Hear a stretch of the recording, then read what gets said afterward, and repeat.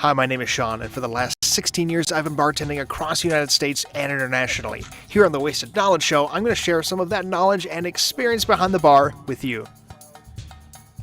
Yeah, that'll get the job done. It's delicious.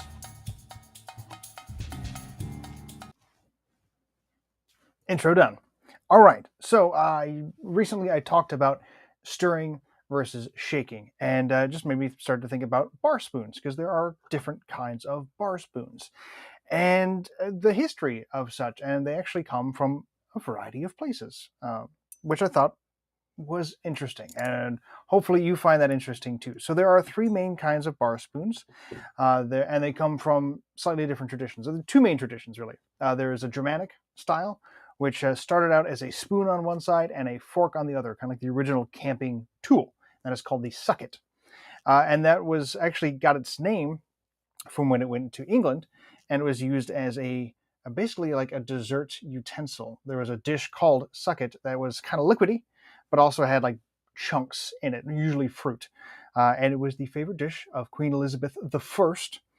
And, well, she liked sucket. It was basically like her version of what we had for bagel bites in the 90s. You like suck it in the morning and suck it in the evening and suck it at dinner time. I'm proud of that joke. I don't care what you say.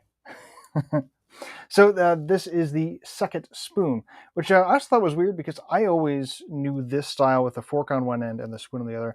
I was always told this was a gig, like a cherry gig, which is a gig is a type of spear normally used like frog fishing or frog spearing. So I always knew this as a gig, and it is great for like you're not sticking your hands in garnish trays. You go stabby stabby. But that's what I knew that as. And there are examples of old-timey sucket spoons having twists in the middle, although it's not very prevalent, not super wide. So there's another kind of... so this was... I'm sorry, I forgot to mention this came into prominence, at least known to what it was like in the mid-1800s, mid to late 19th century. At the same time, I had to get a new one. I thought I had a spoon like this. There was the Marzagran, and I'm going to butcher that, I'm sorry. It is a French origin spoon. And that spoon came from French apothecaries and has a muddler on one end and a spoon on the other. And that was great because if, as an apothecary might be making medicines, they could take their muddler, crush up any dried powders, goods, medicines, and then stir, mix it together.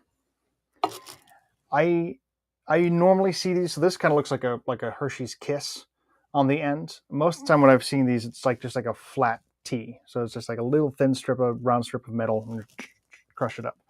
That's what I'm used to seeing. These got marketed to bartenders, of course, because you're muddling mint, maybe some other spices, fruits, obviously. This is going to be pretty handy. And there's actually this came into prominence also in the late 19th century, so the end of the 1800s. And I mean, it's fantastic. One of the core similarities this particular spoon had, and it carries on into all the other bar spoons that are out there, are this kind of slight curve to it, and also the shape of the bowl. Almost all of them have a bowl shape like that. This one is slightly smaller, but they're all like that. And it was actually, I think, coming from well, at least I think, upon researching, seems to be widely accepted that that's also just standard measure. Like that spoon is like a spoonful. You can level it off. That is a spoonful going into your beverage, your drink. There is also just the common bar spoon that was marketed at the same time. It's just what we call bar spoons now. But those spoons did not have really anything on the end. They were basically just like a long teaspoon or iced tea spoon. Long spoon became a bar spoon.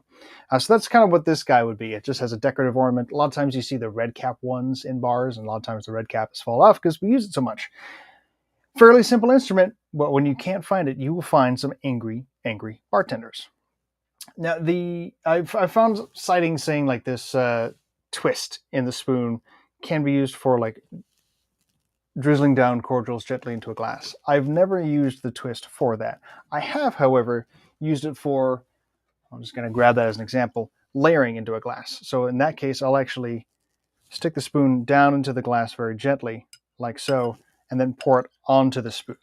I have done that many, many, many times.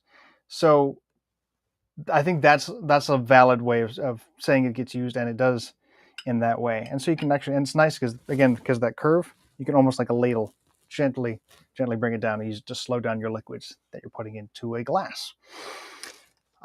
Whew. I'm actually really excited for this one. So this one is really weirdly balanced. Oh, that swizzle. That was the other thing I want to talk about. So that swizzle, I do find useful when you do have a glass for actually just facilitating the stirring. It's just partly just the way it feels. It's not round, but it kind of is. So it sticks to your hand. Honestly, when you're using a bar spoon, I like that little spin that you get with whatever little logo you have on top right there. It's kind of fun. And I also find, because it's slightly rounded, it's basically like if you took a square and just twisted the whole thing, it gives you a nice grip, and it also still lets you twist and turn with your stirring, I almost said technique, with that physicality of stirring. So that just makes it really nice. It's more grippy, and it's still handy. It still lets you do that job well. And I think, yeah, you know what? That's your brief history of bar spoons. I hope you enjoyed it. Thank you very much for watching. I forgot to introduce John Hamm. John Hamm is sleeping today, but he's right up here. He's a little guy. Eventually we'll get a clear cage for him so he's easier to see. But thank you for watching. As always, feel free to ask me questions, or if you have something you'd like to learn about within bartending, a certain skill, why we do certain things, feel free to ask. And we'll see you next time. As always, like, share, follow wherever you happen to find me. Send me your questions, drink responsibly, and always get a safe ride home. Take care. I'll see you next time.